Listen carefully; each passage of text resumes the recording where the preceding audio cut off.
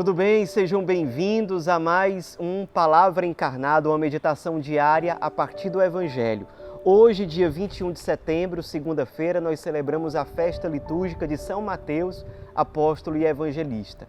Já fica o convite para você também acompanhar no dia de hoje o nosso podcast, o Inspira Santo, que hoje vai ser um complemento da nossa meditação sobre o Evangelho. Lá no podcast nós vamos nos deter mais na vida de São Mateus, na experiência de Deus que ele teve, em como ele nos dá testemunho de santidade.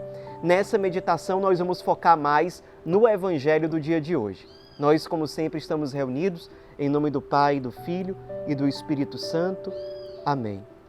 Vinde, Espírito Santo, enchei os corações dos vossos fiéis e acendei neles o fogo do vosso amor.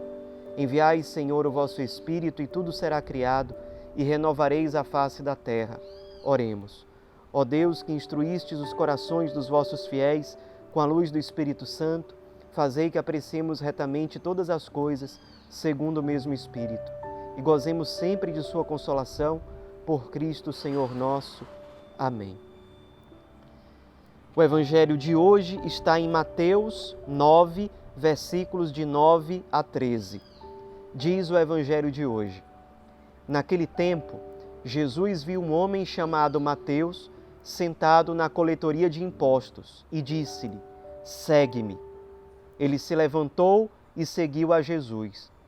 Enquanto Jesus estava à mesa em casa de Mateus, vieram muitos cobradores de impostos e pecadores e sentaram-se à mesa com Jesus e seus discípulos. Alguns fariseus viram isso e perguntaram aos discípulos: Por que vosso mestre come com os cobradores de impostos e pecadores? Jesus ouviu a pergunta e respondeu: Aqueles que têm saúde não precisam de médico, mas sim os doentes. Aprendei, pois, o que significa: quero misericórdia e não o sacrifício. De fato, eu não vim para chamar os justos, mas os pecadores. Pessoal, no Evangelho de hoje nós vemos o relato de como foi o chamado vocacional feito a São Mateus. Algumas coisas aqui nos chamam a atenção. No chamado de São Mateus, ele está trabalhando, ele está no ambiente de trabalho dele, ele era um coletor de impostos, o que era muito mal visto para os judeus em geral, porque o coletor de impostos era, de certo modo, visto, por um lado, como um traidor, porque na prática ele estava trabalhando a serviço do Império Romano, e por outro lado, o coletor de impostos era visto como alguém que não era muito honesto, porque ele retirava dos outros, inclusive daquele que já era pobre, daquele que estava com dificuldade. Mesmo assim, o coletor de impostos, muitas vezes sem misericórdia, ia lá e tirava dinheiro da pessoa. Então, o coletor de impostos, em geral, ele era visto como um pecador, como um judeu traidor, de certo modo.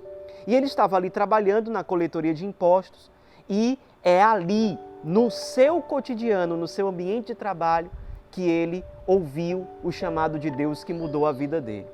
Isso também pode acontecer com a gente.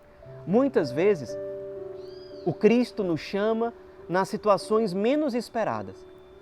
Às vezes a gente quer, de certo modo, encaixotar Deus numa realidade da nossa cabeça. Deus só pode falar nessa situação. Deus só pode agir na minha vida em tais circunstâncias. Aqui é o horário que eu tenho para Deus. Eu só posso ouvi-lo nesse horário. Isso não é verdadeira espiritualidade. A verdadeira espiritualidade é aquela em que a abertura para Deus não tem limites. 24 horas do meu dia, 7 dias da minha semana são uma total abertura para Deus. Eu não coloco gavetas específicas para Deus. Deus, para mim, para a minha vida, está em tudo. Ele sempre pode me falar.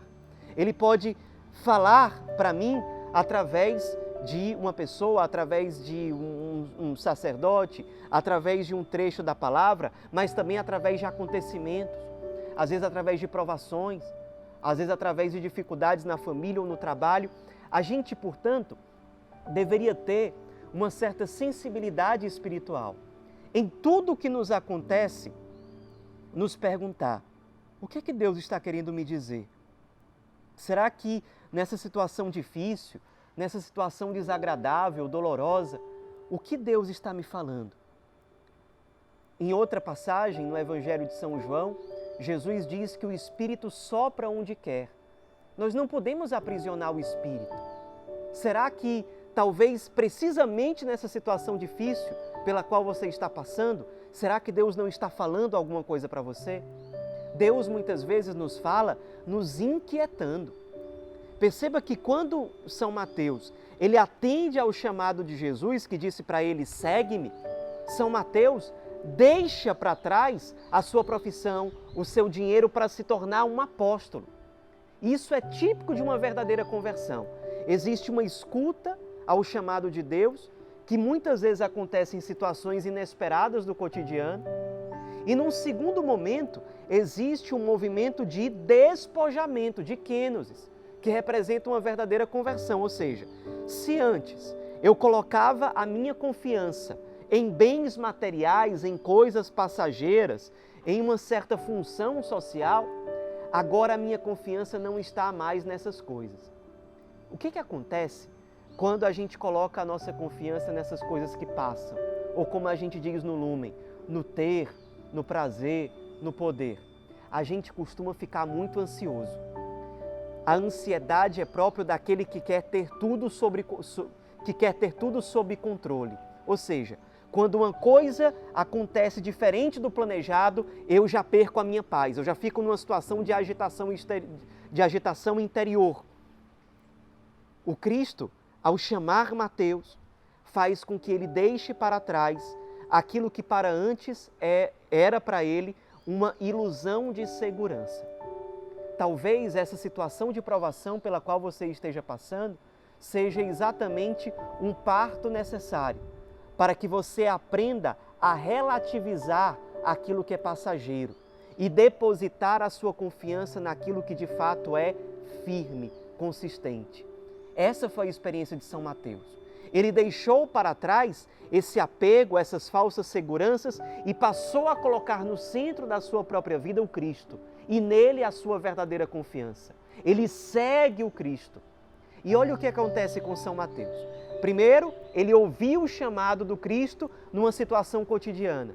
Segundo, ele deixa para trás seus apegos, vícios, falsas seguranças que ele tinha. Terceiro, por meio de Mateus, Jesus se coloca à mesa com outros pecadores. E ali, ou seja, por meio de Mateus, se utilizando de Mateus, Jesus consegue evangelizar outros. Jesus consegue chegar na intimidade de outros, porque tomar uma refeição com outros para o judeu é, de algum modo, participar da intimidade da vida de outras pessoas. Jesus pode, portanto, compartilhar da mesa com outras pessoas, inclusive chamadas no Evangelho de pecadores, porque Mateus foi essa ponte. Mateus, na mesma medida em que ele atende ao chamado de Cristo, ele passa a atrair outros para Cristo. Isso mostra que Mateus passou por uma autêntica conversão. E se a gente olha para nós mesmos, se a gente faz um exame de consciência e percebe que está abafado em nós o desejo, o impulso de evangelizar, a gente tem que acender o sinal de alerta. Quando nós perdemos o vigor por evangelizar, isso provavelmente é um sintoma de doença espiritual. Nossa conversão não está sendo autêntica. Não ache que você já se converteu. Você ainda precisa alcançar a santidade. Você ainda precisa alcançar a configuração com o ressuscitado. Não se contente com o que já passou. Como Mateus não se contentou ao dizer o seu primeiro sim para o Cristo. A conversão ela é diária, a cada dia. Mateus mostra que uma verdadeira conversão acaba desembocando numa evangelização, num atrair outros para a presença do Cristo. Faça esse exame de consciência. Você tem se consumido para evangelizar? Onde é que estava, talvez, aquele ardor por evangelizar que um dia você teve? Aquele ardor por levar outras pessoas ao encontro com Cristo. Isso é uma verdadeira conversão. Cuidado se você estiver pensando que você está se convertendo somente porque você está obedecendo a regras. Cuidado! Ótimo! Ter uma boa rotina de oração é ótimo. Ter uma boa rotina de vida sacramental é excelente, é fundamental. Mas cuidado! Se você estiver se apegando somente a regras, a automatismos e estiver perdendo o ânimo por atrair outros para o Cristo. Com a gente é assim, pessoal. Quanto mais nós experimentamos o amor de Deus, quanto mais nós temos encontro com Cristo verdadeiro, mais nós queremos evangelizar, mais nós queremos fazer com que outros tenham essa mesma experiência. Será que nós estamos mornos em relação a isso? Será que nós estamos acomodados? Será que nós estamos, talvez, com uma indiferença da qual nós nem temos mais consciência, porque nós já estamos anestesiados, achando que estamos bem, quando na verdade nós estamos conformados com pouco? Faça esse exame de consciência hoje. Você tem tido ardor para evangelizar? Qual foi a última pessoa que você evangelizou? Será que você já evangelizou o suficiente? Será que você não está perdendo tempo quando você poderia estar investindo em fazer com que outros tenham a experiência do encontro com Cristo, no nosso carisma, fazer com que outros tenham um encontro com Jesus abandonado, um encontro verdadeiramente salvífico, um encontro que nos cura das nossas feridas, do nosso egoísmo? Será que nós temos tido essa abertura, essa iniciativa? Mateus foi chamado dentro de uma situação do seu cotidiano, quando certamente ele não esperava. Certamente ele não esperava que, ao sair de casa num dia comum, indo trabalhar num dia comum, iria acontecer algo tão extraordinário. Vamos nos abrir.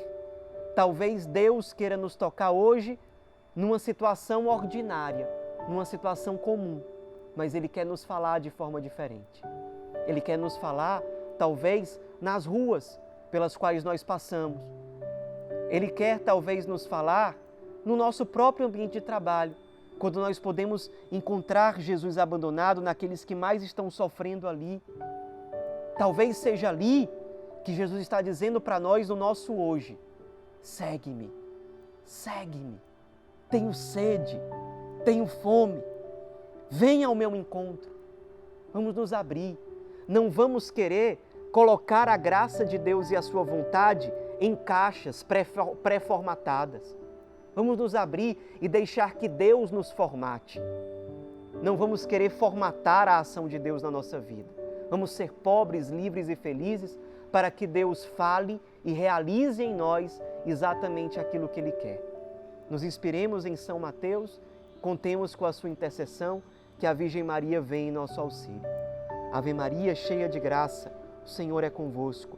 Bendita sois vós entre as mulheres, e bendito é o fruto do vosso ventre, Jesus. Santa Maria, Mãe de Deus, rogai por nós, pecadores, agora e na hora de nossa morte. Amém.